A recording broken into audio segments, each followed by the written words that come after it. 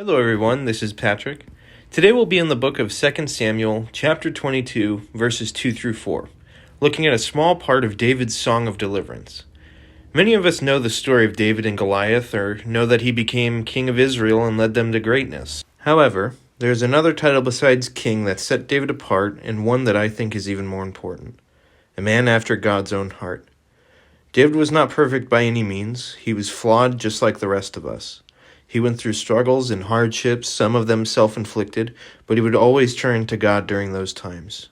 His trust and faith in the Lord is shown throughout the passage I'm about to read. 2 Samuel chapter 22, verses 2 through 4.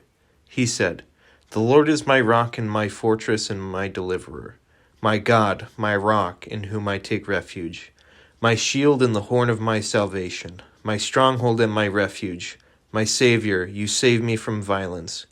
I call upon the Lord who is worthy to be praised, and I am saved from my enemies."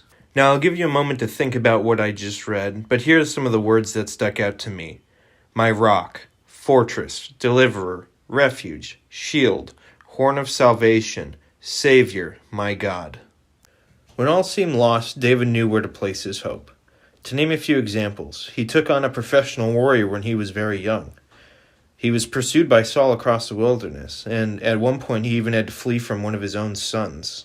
But through all of these hardships, he never faltered in his faith. Did he cry out in anguish or pain or anger? Yes, of course. But he also praised and trusted God without question. Right now, some of you may feel alone, scared, or perhaps even feel that God's not there or doesn't hear us.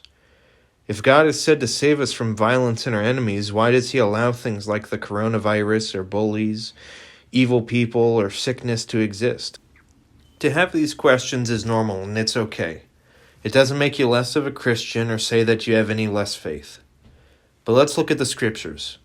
God does not promise that hard times or evil people won't exist. We live in a fallen world, so those things will happen. But what God does promise, and what David talks about, is that he will get us through these situations. In order for God to be our deliverer, he has to deliver us from something. For him to be our refuge, we have to be pursued. For him to be our Savior, we need saving. That is why we need Jesus and why he is worthy to be praised. He delivered us from sin and death, and he will be with us through everything to the end of the age. David understood this. Not that God would eliminate trouble, but that he would be able to get us through it.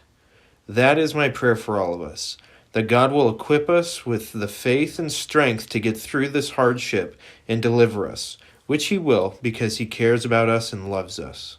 Please stay safe and stay healthy. I hope you have a great day, and I'll be praying for you all. God bless.